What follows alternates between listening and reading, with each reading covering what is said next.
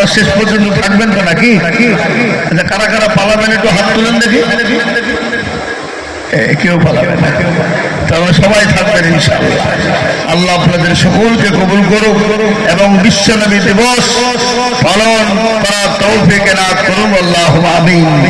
মুহতারাম, আজকে বায়ান বক্তব্য হবে নবীর আদর্শের উপরে।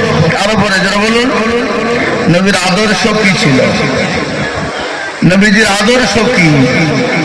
নবী দুনিয়ার জমিনে এসেছেন, তিনি কি এসেই চলে গেছেন খামাখায়? না, তিনার কি আদর্শ তিনি আমাদেরকে উপহার দিয়ে গেছেন।